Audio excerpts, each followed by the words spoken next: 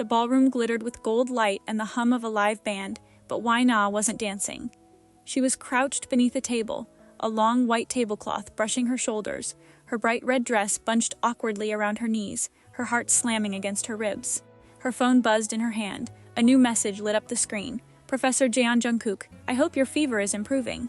Wai Na stared at the words. Then she looked down, at her red dress, her heels, her perfectly healthy, unshaking hands, the golden party lights spilling in from beyond the tablecloth's edge. She did not have a fever. She did not have a fever at all. Before she could figure out what to type back, a pair of familiar dark dress shoes stopped just outside the edge of the tablecloth. Wai Nan froze completely, not even daring to breathe. She heard Yu's voice nearby brighten excited. "My best friend's coming tonight too. She's wearing red. You'll probably recognize her, actually." Then a low, achingly familiar voice answered. "Is that so?" 2 hours earlier, Wai Nan had told her terrifyingly strict thesis advisor that a raging fever had left her too weak to even get out of bed.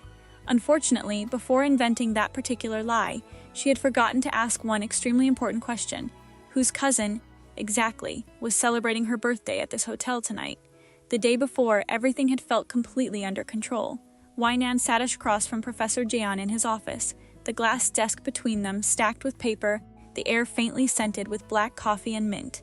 He slid her Chapter 3 draft back across the desk, red ink bleeding across nearly every paragraph. "It's not terrible," he said, which from him counted as a compliment. "But you lost focus halfway through. You're repeating basic theory here instead of building your argument." "I can fix that," Wai Nan said quickly. "You already know how," Jungkook said, not unkindly. "The student who fought the department for the last spot on my advising list presented much sharper ideas than this." That landed exactly where he intended it to. Wine straightened in her chair. "I'll have it revised." "Chapter 4 tomorrow," he said. "Friday, 3 p.m. The data analysis section is critical, so don't be late and don't bring me excuses." "I won't," she promised, already gathering her things.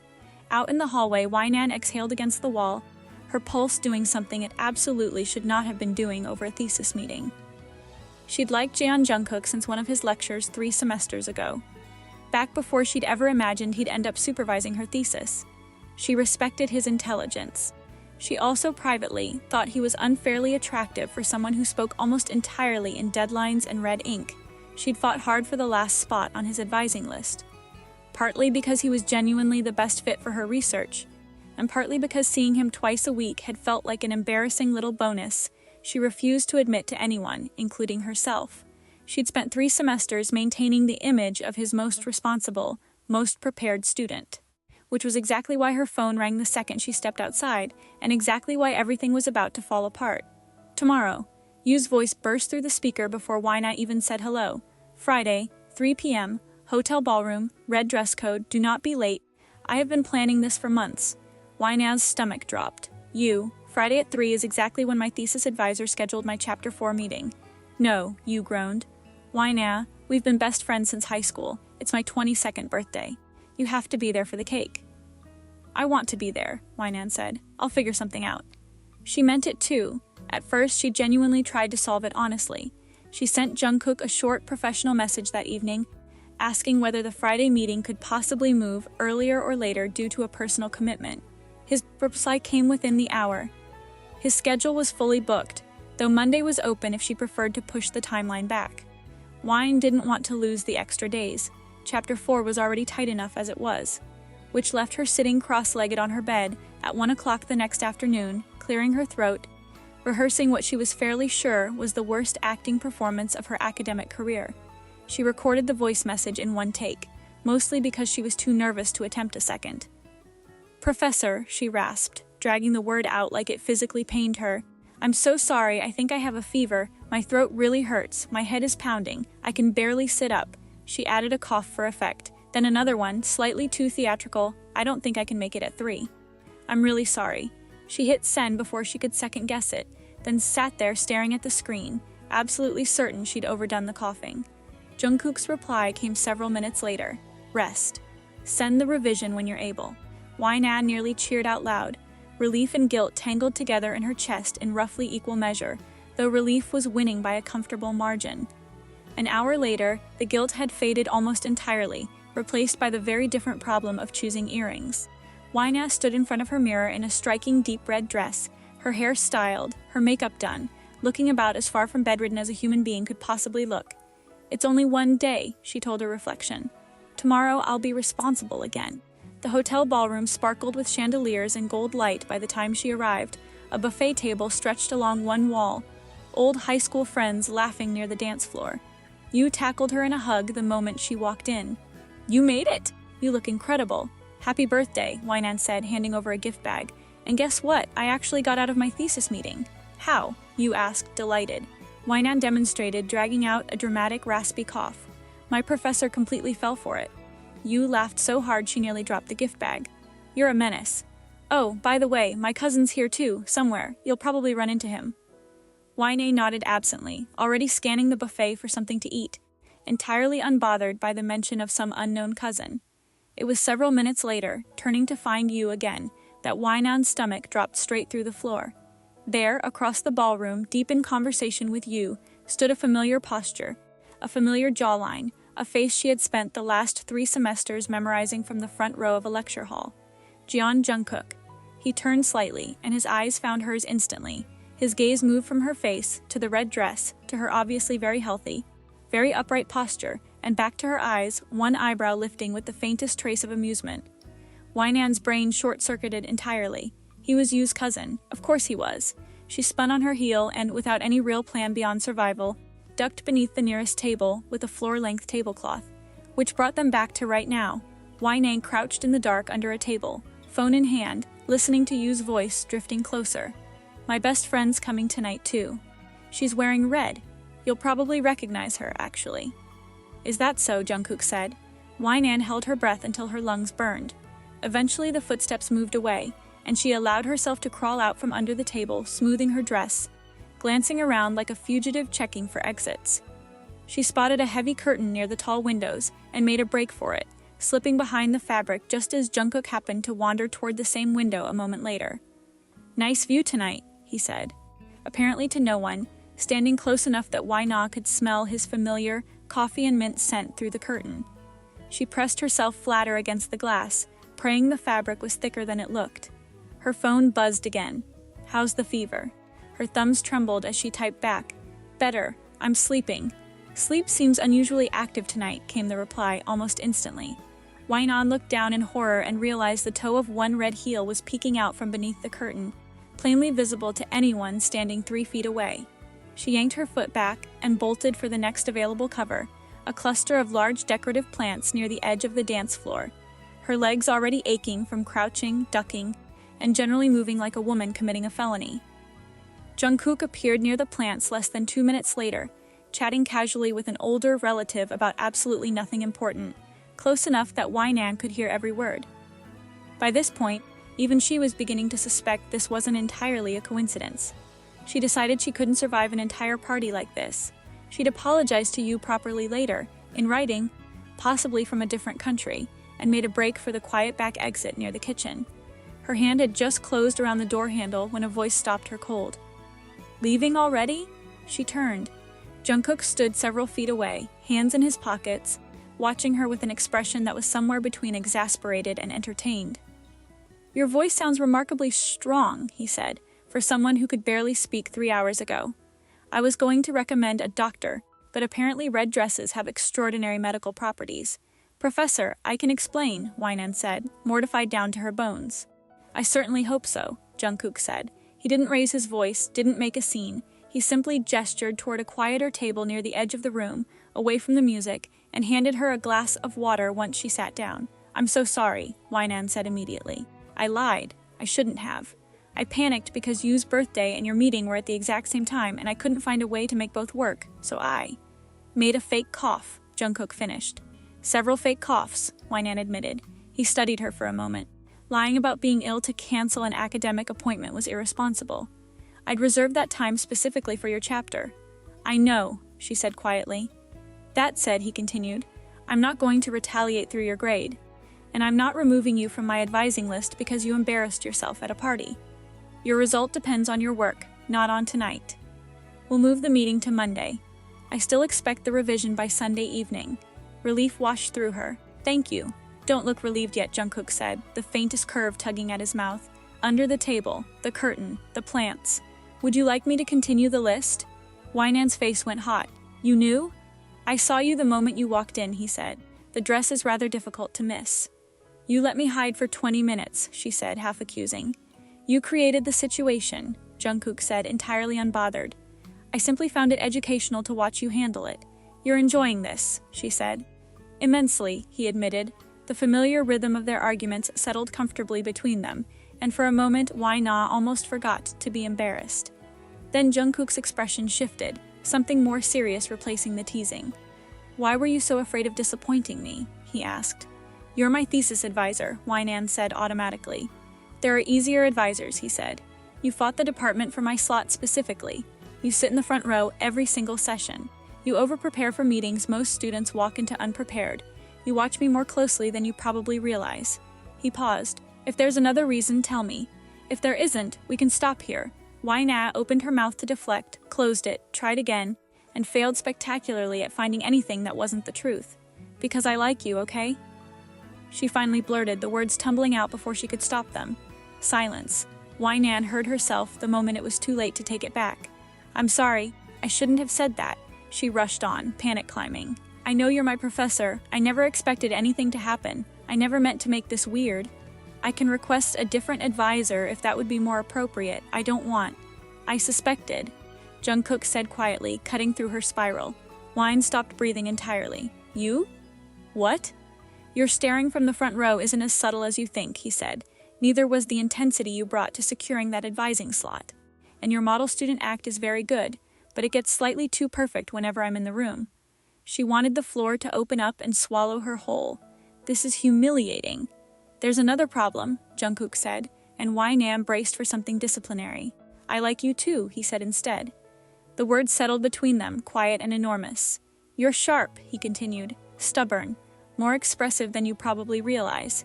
You challenge me instead of just agreeing with everything I say, which is rarer than you'd think. I kept things professional because you're my student. That hasn't changed just because we're both finally saying it out loud. How long? Wine asked, barely above a whisper. Long enough, Jungkook said.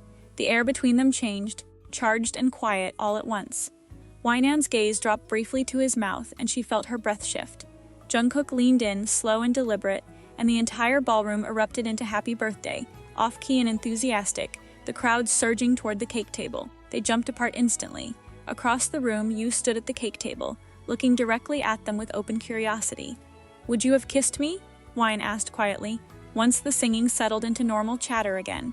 I wanted to, Jungkook said, but I shouldn't have. Why not? She asked, feeling something close to rejection settle in her chest. I'm currently supervising your thesis, he said. I give you written feedback. I have direct authority over your academic evaluation. Even with both of us feeling the same way, starting something now would put you in an unfair position, and it could put a shadow over the degree you're working so hard to earn.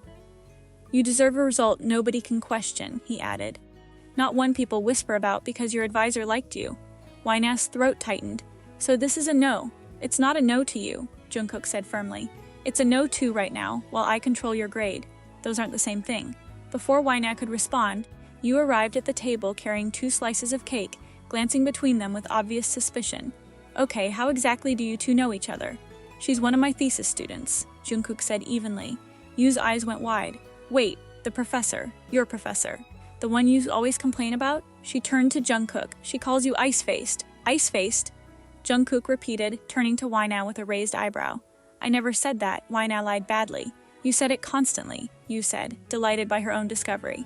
Jungkook looked entirely too amused by this information for Wynand's comfort. Yu set the cake down between them, still grinning. Well, this explains a lot. She leaned toward Jungkook, lowering her voice just slightly. Wait until her thesis is finished, Oppa. That's already the plan, Jungkook said. Once Yu wandered off to greet other guests, Jungkook slid 1 plate of cake toward Wynand. Eat something. You've burned an unreasonable amount of energy hiding tonight. I'm still recovering from my miraculous fever, Wine muttered, but she ate the cake anyway, some of the tension finally easing from her shoulders. So what happens now? She asked eventually.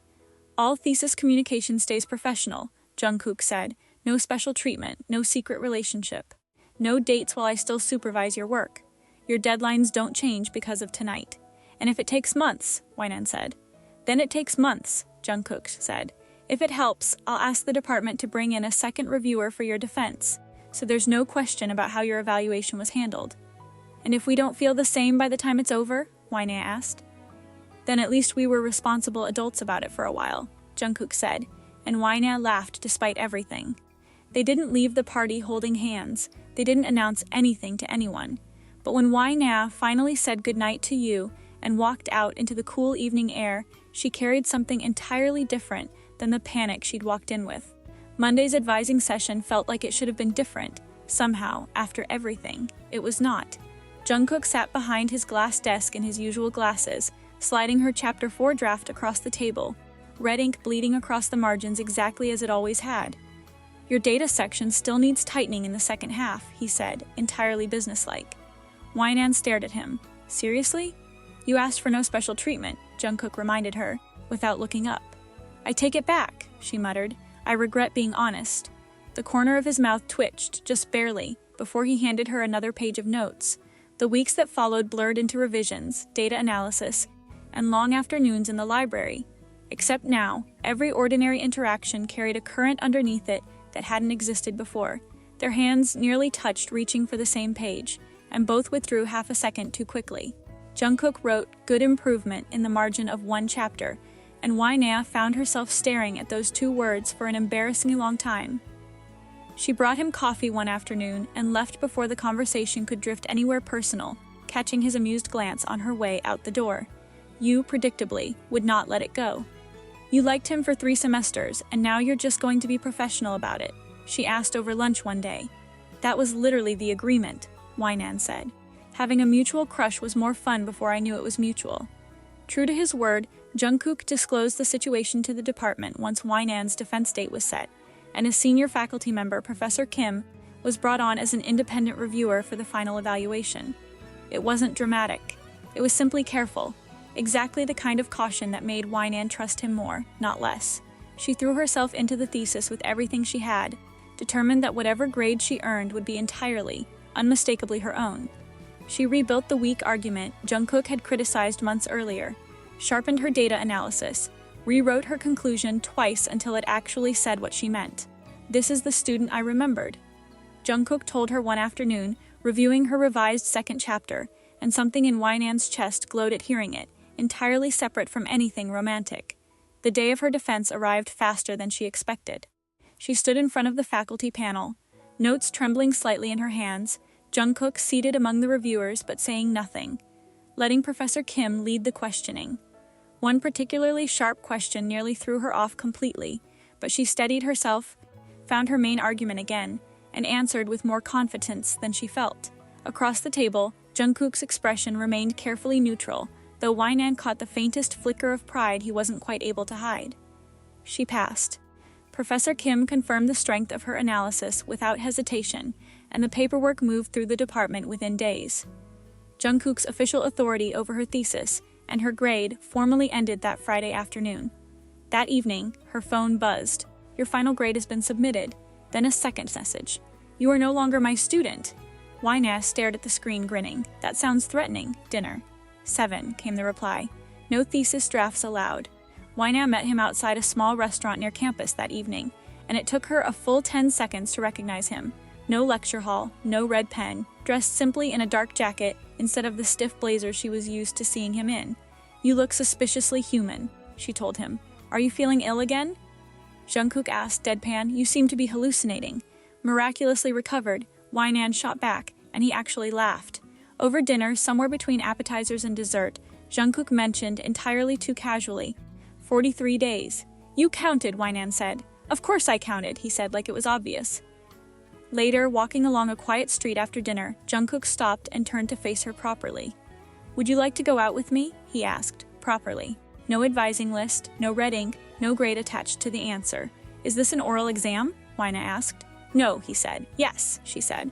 Obviously yes. They walked a little further, the night quiet around them, until Jungkook stopped again beneath a street lamp. Can I kiss you now? He asked. Are you going to grade it? Hwanya asked, unable to help herself.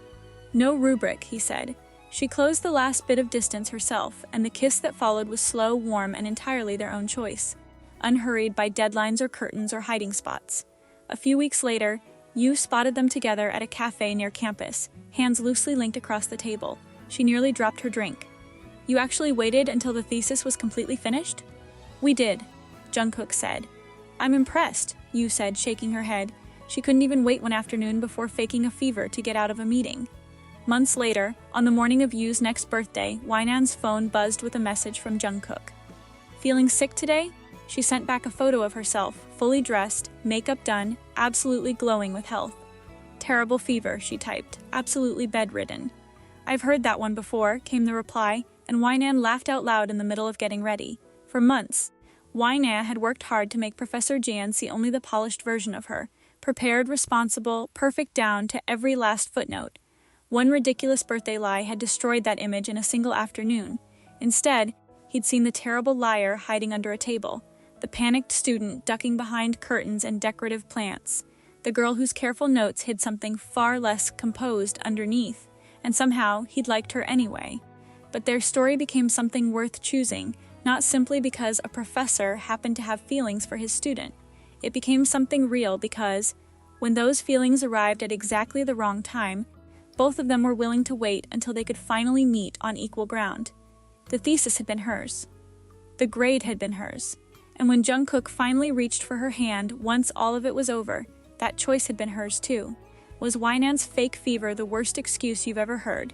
And which moment gave away that Jungkook had already noticed her crush all along? Let us know in the comments below.